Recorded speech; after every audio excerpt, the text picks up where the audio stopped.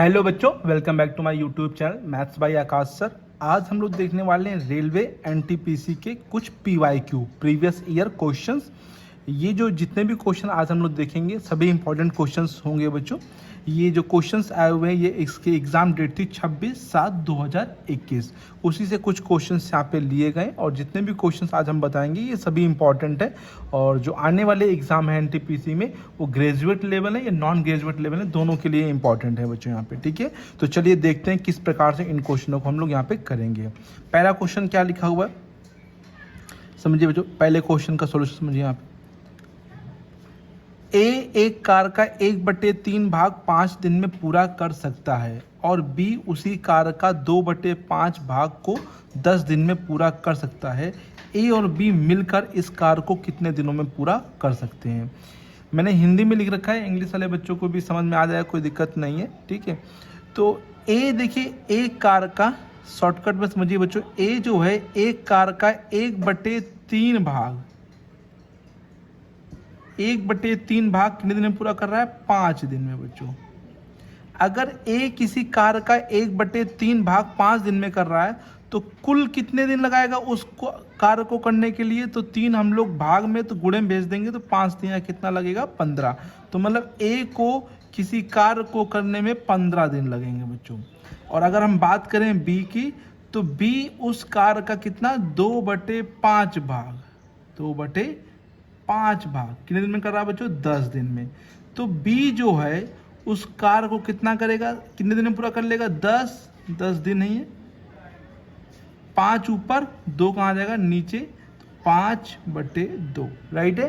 तो 2 से काट देंगे, 5 ऊपर भाग से ये गुणे में पहुंच जाएगा, ये गुणे से भाग में पहुंच जाएगा। ठीक है, तो 2 पंचे 10। तो बी को लगेंगे कुल कितने दिन? 25 दिन। अब दोनों साथ में कार्य करेंगे तो सिंपल सी बात है कि अगर एक दिन में ये कुल 15 दिन करता है तो एक दिन में 1/15 भाग करता होगा। यहाँ पे भाग करते हैं 1/15, उल्टा कर देंगे 1/15। और बी कितना करता है? 25। तो एक दिन में कितना करेगा? 1/25। एक दिन में भाग करेगा, 1/15 भाग करेगा, ये 1/25 भाग करेगा। राइट है बच्चों। दोनों का लासा आप सिंपल ऐसे लीजिए, 15 गुणे 25। ध्यान दीजिए, ऐसे सिंपल लिखिए, 15 और 25 लिखिए। 25 यहाँ पे, 15 यहाँ पर, तो 25 यहाँ भेज दीजिए, 15 यहाँ पे। ठीक है, एलसीएम लेंगे टाइम वेस्ट होगा, तो सिंपल आप लोग को दोनों को लिख देना, ये यहाँ पे। ठीक है, 25 15 कितना हो जाएगा? 40 बटे में 15 गुणे 25। कट कर देंगे, 5 8 40। नीचे गुणा मत करना, कट करना। 5 8 40 और 5 3 15। अब तो कट होगा नहीं, तो 8/25 3 75। ये एक दिन में इतना भाग करेंगे, एक दिन में 8/75 भाग करेंगे। तो कुल कितने दिन लगेंगे बच्चों? कुल दिन हो जाएंगे, इसी का उल्टा कर दीजिए, 75/8। लेकिन ऑप्शन में 75/8 था नहीं, तो भाग करेंगे, 8 का भाग करेंगे, 8 9 72। तो 9 यहाँ पे कितना बचा? 8 9 72, तो 3 बचा, तो 3 यहाँ लिख देंगे। 8 9 सही 3/8 दिन यहाँ पर लगेंगे बच्चों। राइट है, तो इस टाइप से आप लोग करेंगे तो काफ़ी जल्दी हो जाएगा बच्चों, 1 मिनट से भी कम टाइम में हो जाएगा। जैसे 1/3 कर रहा तो समझ जाएंगे 15, 2/5 10, तो जल्दी से गुणा कर लीजिए, 5/2 उल्टा करते हैं बच्चों। यहाँ पे 15 और ये 25 आए, 1/15 1/25 सॉल्व करिए बच्चों। एलसीएम मत लीजिए, दोनों लिखिए यहाँ पे इंटू लगा के, इसको यहाँ पे इसको यहाँ प्लस करिए, कट करिए, जो भी आंसर है उसका उल्टा, क्योंकि एक दिन में इतना भाग करते हैं तो कुल दिन कितना हो जाएगा, इसी का उल्टा कर देंगे बच्चों। ठीक है, कुल भाग करेंगे तो 75/8, तो 75 ऊपर 8 नीचे, तो 75/8 दिन आ जाएंगे बच्चों। राइट है बच्चों, तो कुल जो पूरा भाग है वो 9 सही 3/8 दिन में पूरा कंप्लीट हो जाएगा। उम्मीद है इस टाइप में आप लोग क्वेश्चन कर लेंगे बच्चों। जब किसी का भी कोई भी ए दे रखा है, बी दे रखा है और दोनों साथ में करेंगे तो इस प्रकार से दोनों को प्लस किया जाएगा बच्चों। ठीक है, ये नहीं कि 15 और 25 प्लस कर दें, तो 15 और 25 मतलब 40 दिन करेंगे, ऐसा नहीं है। ए 15 दिन में करता है, बी 25 दिन में करेगा, तो वो कम दिन में करेंगे अगर दोनों मिल के करेंगे बच्चों यहाँ पे। राइट है, तो अब देखते हैं बच्चों नेक्स्ट क्वेश्चन कौन सा इंपॉर्टेंट है आज का। देखिए बच्चों, यहाँ पे मैंने लगातार 3 क्वेश्चन लिख रखे हैं, तीनों ही क्वेश्चंस बताएं उसी एग्जाम में आए हुए हैं और तीनों ही अच्छे क्वेश्चन है। इस टाइप से क्वेश्चन आने की उम्मीद काफ़ी ज़्यादा है बच्चों, ठीक है। और ऐसे क्वेश्चन में टाइम बहुत लगता है बच्चों को, तो देखिए आज किस प्रकार से हम लोग ट्रिक से, सिंपल ट्रिक से बहुत ही जल्दी टाइम से कर सकते हैं। पहले दोनों क्वेश्चन काफ़ी इंपॉर्टेंट है, काफ़ी बच्चे इसमें गलती कर देते हैं। 4200 के गुणनखंडों की संख्या ज्ञात कीजिए बच्चों। गुणनखंड का मतलब होता है फैक्टर, कितने 4200 के फैक्टर होंगे उनकी संख्या हम लोग ज्ञात करनी है। मतलब 4200 किस किस टेबल से, मतलब किस किस पहाड़े से कटता है वो हम लोग ज्ञात करना है। ऐसे हम लोग करेंगे तो काफ़ी टाइम लगेगा। 1 से कटता है, 2 से कटता है ना, 3 से कटता है, 4 से कटता है, 5 से कटता है, 6, तो ऐसे तो काफ़ी टाइम लग जाएगा। गिनने में तो काफ़ी समय लग जाएगा, 1 घंटा लग जाएगा गिनने में। तो किस प्रकार से करना है, इस प्रकार से आप लोग करना है, बहुत ही कम टाइम में। सबसे पहले 4200 के क्या करना है बच्चों, गुणनखंड करना है आप लोग को। इस प्रकार से प्राइम फैक्टराइजेशन, अभाज्य गुणनखंड करना है। 2 दूनी 4, 2 एक कम 2, 0 आ जाएगा यहाँ पे 0 आ जाएगा, ठीक है। 2 दूनी 4, 2 एक कम 2 और 0 0 आ जाएगा, ठीक है। फिर काटेंगे तो 2 एक कम 2, 1 में भाग नहीं जाएगा 0, 2 पंचे 10, फिर 0 आ जाएगा। फिर 2 दूनी 4, 2 दूनी 4, 2 पंचे 10 और 2 दूनी 4, 2 पंचे 10, ठीक है। 3 से काटेंगे, 3 एकम 3, 2 बचेगा यहाँ पे तो 2 लगाएंगे तो 3 सत्ते 21 और 1 बचेगा, 3 पचे 15। अब ये 5 से कटेगा, 5 सत्ते 35, 5 3 15, 5 3 15, 2 बचेगा 5 25 और फिर काटेंगे 5 सत्ते 35, 7 एकम 7, ठीक है। तो देखिए बच्चों 2 की पावर कितना आया, 3, 2 कितनी बार आया, 3 बार, और 3 कितनी बार आया, 1 बार, और 5 कितनी बार आया, 2 बार, और 7 कितनी बार आया बच्चों, 1 बार। इसकी पावरों को लिख लीजिए बच्चों, ठीक है। 2 की पावर 3 आया, 3 की पावर 1 आया, 5 की पावर 2 आया, 7 की पावर 1 आया। अब गुणनखंड की संख्या निकालनी है तो बस आप लोग क्या करना है, जो भी पावर लिखी है, जैसे 3 पावर लिखी है तो 1 बढ़ा दीजिए, 3 प्लस 1, 3 लिखा 3 प्लस 1, गुणा लगाइए। इसकी पावर कितनी है, 1, तो 1 बढ़ा दीजिए, 1 प्लस 1, गुणे फिर लगाइए। इसकी पावर कितनी है, 2, 2 में 1 बढ़ा दीजिए, 2 प्लस 1। ये कितनी पावर आई, 1, 1 प्लस 1, ठीक है। तो ये हो जाएगा 4, 4, ये 2, ये 3 और ये 2, तो 4 दूनी 8, 8 त्रिक 24 और 24 दूनी 48। तो मतलब कि 4200 के गुणनखंडों की जो संख्या होगी वो कितनी होगी बच्चों, 48 होगी। जो भी पावर यहाँ देख रहे हैं बच्चों, बस उनको एक एक बढ़ा दीजिए बच्चों और बढ़ा के गुणा कर दीजिए बच्चों, तो वो क्या आ जाएगी, गुणनखंडों की संख्या यहाँ पे ज्ञात हो जाएगी बच्चों यहाँ पे, ठीक है। ओके बच्चों, किसी बच्चे को दिक्कत तो नहीं यहाँ पर, सभी बच्चों को आ गया, ठीक है। चले आएंगे बच्चों, तो समझते हैं बच्चों नेक्स्ट क्वेश्चन बच्चों इंपॉर्टेंट है। ये बच्चों बड़ी क्लास में दीजिएगा, एक क्लास 10th में नहीं है, क्लास 11th में है। देखिए किस प्रकार से करेंगे, बहुत ही सिंपल वे में। जब कभी भी यहाँ सी लिखा तो इस सी का मतलब होता है कॉम्बिनेशन बच्चों, और NC3 = NC8 दे रखा है। जैसे यहाँ पे NN मैच कर रहा है, ये मैच नहीं कर रहा, तो N का मान हम लोगों से पूछ रहा है। तो एक फॉर्मूला होता है NCR = NCN-R, वो फॉर्मूला यहाँ पे यूज़ करेंगे, NCR = NCN-R। आप लोग कहीं भी यूज़ कर सकते हैं, चाहे तो यहाँ या चाहे तो यहाँ, दोनों जगह यूज़ नहीं करेंगे बच्चों। दोनों ही जगह यूज़ कर लेंगे तो फिर तो सेम चीज़ हो जाएगी ना। तो NC3, 3 में हम लोग क्या देख रहे हैं, इसको N-3, ओके बच्चों, और NC8 ऐसे लिखेंगे, राइट। तो ये चीज़ अब NN मैच हो रही, तो N-3 जो है अब इक्वल कर देंगे 8 के, है ना, तुलना कर देंगे तो ये इसके 8 के इक्वल हो जाएगा। तो N = कितना हो जाएगा बच्चों, 11 बच्चों, ठीक है। तो ये ध्यान रखिए, कभी भी अगर यहाँ NN लिखा है तो बस इन दोनों को जोड़ दीजिए, आंसर आप लोग का आ जाएगा 8 3 11। लेकिन अगर यहाँ 2N लिखा है, 3N लिखा है, 4N लिखा है, 5N लिखा है, 6N लिखा है, तो फिर दिक्कत होगी। जैसे यहाँ 2N लिखा है तो इनको जोड़कर फिर आपको आधा भी करना पड़ेगा। 3N लिखा है तो जोड़कर फिर 1/3 करना पड़ेगा। 4N लिखा है तो जोड़ के फिर 1/4 करना पड़ेगा। उसी प्रकार से आगे करना पड़ेगा। अभी फिलहाल N है तो सिर्फ इन लोग को जोड़ दीजिए, आंसर आ जाएगा। ये मैंने आप लोग को फॉर्मूले से बता दिया, ये आपको ट्रिक से भी होगा कि इन दोनों को जोड़ना है बच्चों। जो भी यहाँ लिखा है, 2 लिखा है, 3 लिखा है, 4, दोनों सेम होने चाहिए बच्चों, दोनों सेम होने चाहिए। अगर सिंपल 1 लिखा है तो वही आंसर आ जाएगा 8 3 11, और अगर 1 नहीं है, 2 3 4 5 है तो उससे का भाग करना पड़ेगा बच्चों, राइट है बच्चों। आप कॉपी को थोड़ा ऊपर कर लेते हैं और देखते हैं बच्चों नेक्स्ट क्वेश्चन जो कि है काफ़ी अच्छा बच्चों। 3 वर्ष पहले ए और बी की औसत आयु 28 वर्ष थी।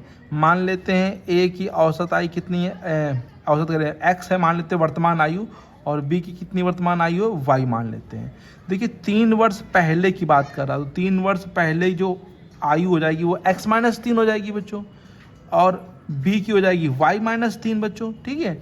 दोनों में 3 माइनस कर देते हैं, क्यों? क्योंकि पहले में बोल रहा तो पहले में क्या होगी, माइनस हो जाएगी बच्चों।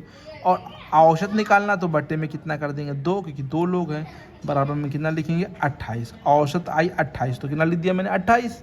तो इसको हल करेंगे तो 2 यहाँ भेज देंगे, तो x और plus y, x plus y और 3 3 कितना हो जाएगा 6, और 2 यहाँ भेज देंगे तो 28 दूनी 56 हो जाएगा। राइट है बच्चों, समझ में आ गया। तो 6 इधर भेज देंगे तो 56 में 6 जुड़ जाएगा, 6 6 12 हो जाएगा, मतलब कितना हो जाएगा 62 हो जाएगा बच्चों। राइट है बच्चों। अब C के उनके साथ शामिल होने पर उनकी वर्तमान औसत आयु 42 हो जाती है। C के उनके साथ शामिल होने पर उनकी वर्तमान आयु कितनी होती है 42। अब C शामिल हो रहा तो बच्चों A की तो x मान ही रखी है, B की y मान लेते हैं, C की मान लेते हैं z। तो वर्तमान आयु कैसे निकालेंगे, अब 3 लोग हैं तो x plus y plus z बट्टे में 3, ठीक है। और कितनी आती है बच्चों बोलो 42 वर्ष होती है, ठीक है। और C की निकालनी है हम लोग को वर्तमान आयु, ठीक है। समझ आई ये चीज़ बच्चों, 42 में आया बच्चों को, ये 42 हो जाती है औसत आयु बच्चों। वर्तमान की बात कर रहा है बच्चों यहाँ पे। x प्लस वाई की जगह हम लोग यहाँ पे देखिए निकाल के हैं 62, तो 62 प्लस जेड और 3 यहाँ भेज देंगे तो 3 दूनी 6, 3 दूनी 6, 3 चौको 12, ठीक है। तो z इक्वल टू 126 माइनस का 62, ठीक है। और घटा देंगे, 6 में 2 गया 4, 12 में 6 गया 6, तो मतलब C का मतलब Z, और C की वर्तमान आयु मतलब कितनी जाएगी बच्चों 64 वर्ष, की Z का मान कितना आ गया 64, और C की वर्तमान आयु क्या मानी थी हमने Z, तो इसकी वर्तमान आयु बच्चों बोलो 64 वर्ष आ जाएगी, ठीक है। A और B की आयु निकालना संभव नहीं क्योंकि कुछ दे नहीं रखा है, तो हमें इन दोनों का आयु का योग मालूम चल जाएगा कितना है 62 साल है बच्चों यहाँ पे। राइट है बच्चों। तो देखते हैं बच्चों नेक्स्ट क्वेश्चन बच्चों कौन सा है बच्चों। एक रीजनिंग का क्वेश्चन देखते हैं। एक विशिष्ट कूट भाषा में सूप को 1 2 3 4, देखिए सूप SOUP को क्या लिखा है इन्होंने, सॉरी सूप लिखा है SOUP 1 2 3 4, और रॉन्ग को WRONG, रॉन्ग को 6 5 2 7 8।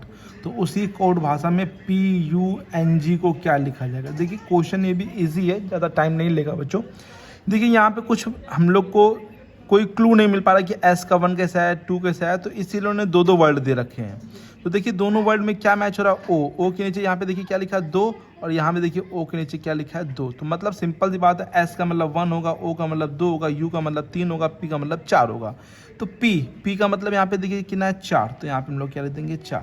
U ढूंढिए बच्चों, होना चाहिए यहाँ पे 3, जो वर्ड नहीं होगा तो फिर दिक्कत होगी। N देखिए बच्चों कितना है 7, और G देखिए बच्चों कितना है 8, तो पुंग कितना हो जाएगा 4 3 7 8 बच्चों यहाँ पे, ठीक है। जो वर्ड नहीं होगा तो फिर ये दिक्कत होगी, फिर वो हम लोग को निकालना पड़ेगा क्लू, कुछ यहाँ पे कुछ ऐसा दिया जाएगा, कुछ क्लू निकले बच्चों यहाँ पे। अभी फिलहाल यहाँ पे PUNG इसी में छुपे हुए हैं, इन्हीं से निकाल के बच्चों में यहाँ पे लिख दिया बच्चों। राइट है बच्चों। तो 4 3 7 8 हो जाएगा PUNG का कोड बच्चों यहाँ पे। एक समकोण त्रिभुज की 2 छोटी भुजाएं, नेक्स्ट क्वेश्चन देखते हैं। एक समकोण त्रिभुज की 2 छोटी भुजाएं 7 सेंटीमीटर है और 24 सेंटीमीटर है। इस त्रिभुज के परिवर्त त्रिज्या, परिवर्त मतलब इसके ऊपर क्या जा रहा है बच्चों बोलो वृत्त जा रहा है, इस वृत्त की त्रिज्या पूछा है बच्चों। त्रिज्या जो होगी, इसकी त्रिज्या जो होगी ये इस समकोण त्रिभुज के केंद्र यहाँ पर होगा, और ये जो इसकी आधी भुजा होगी वो इसकी त्रिज्या होगी, ये इसका केंद्र कहलाता है बच्चों। तो समझिए बच्चों इस क्वेश्चन को, जब कोई भी वृत्त समकोण त्रिभुज के बाहर से होकर जाता है, बाहर का मतलब परिवृत्त से होकर जाता है, परिवृत्त इसको बोलते हैं, तो उसका केंद्र जो होता है समकोण त्रिभुज की सबसे बड़ी भुजा मतलब कि कर्ण पर ही स्थित होता है। और कहाँ पे होता है, कर्ण के मध्य बिंदु पर। कहाँ पे, कर्ण के मध्य बिंदु पर, बिल्कुल बीचों बीच स्थित होता है।